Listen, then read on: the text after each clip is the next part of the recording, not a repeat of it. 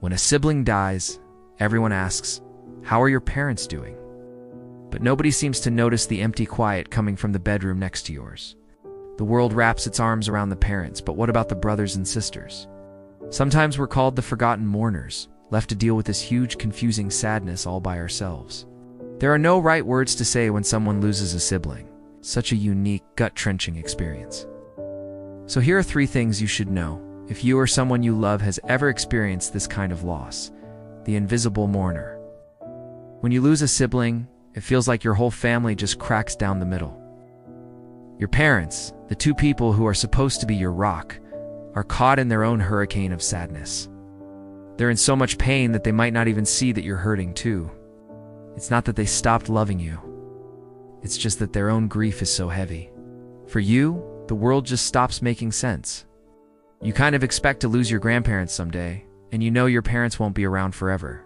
But your sibling? They were supposed to be right there with you for the whole ride. When they're suddenly gone, it leaves a giant hole that changes everything. Your whole identity can change overnight.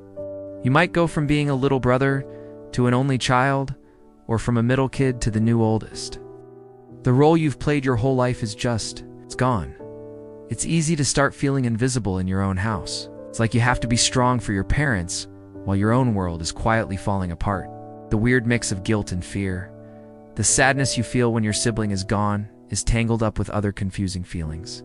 On top of being incredibly sad, there's this quiet, nagging feeling of guilt. You might find yourself thinking, why them and not me? You might think about small fights you had, feel bad for times you were jealous, or just feel guilty that you're the one who gets to keep living. And with that guilt, a new kind of fear can show up. You see how broken your parents are, and you feel this pressure to protect them, almost like you have to be the grown-up now.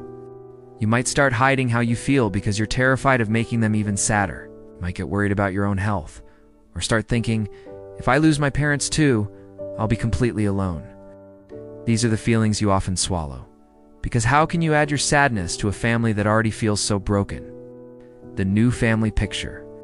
Losing a sibling isn't just about missing one person. It's about your entire family changing. The way you all talk to each other can break down. Everyone is sad in their own way, on their own little island of pain. Maybe you want to share old stories to keep their memory close, but maybe your parents can't even stand to hear their name. This can create a heavy silence in a house that used to be full of noise and laughter. In a way, you don't just lose your brother or sister, you lose the parents you had before. The family you grew up in is gone. Now it's a new group of survivors trying to figure out how to keep going. For a lot of families, this is a major turning point.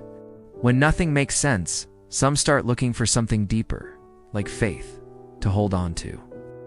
Finding a new path forward. For my family, hitting rock bottom was the very thing that started to change everything. We were totally lost. That's when our spiritual journey began. It didn't give us easy answers or make the pain disappear, but it did give us a new way to look at our new reality. As Christians, we learn that feeling a huge amount of grief doesn't mean your faith is weak. It's proof that you felt a huge amount of love. We found real comfort in the promise that God is close to the brokenhearted. We were reminded that this life isn't the end of the story and that we'll see them again. Now, believing that doesn't stop today from hurting, but it plants a little seed of hope. This lets you be sad, but with hope, knowing the story isn't over. Our journey wasn't about finding a reason for what happened, but about finding God's presence in the middle of it. We learned how to be honest with our feelings again, how to lean on our church community, and how to pray together. We even started new traditions to honor the sibling we lost, not as a memory that's gone, but as someone who is still a part of our family's story. Losing a sibling changes you forever. You'll feel their absence at graduation, on holidays, on a random Tuesday afternoon. The sadness doesn't really get smaller, but you learn how to carry it. It becomes a part of you as you build a new life, one that's been changed by loss, but also made stronger by a love and a hope that's hard to explain.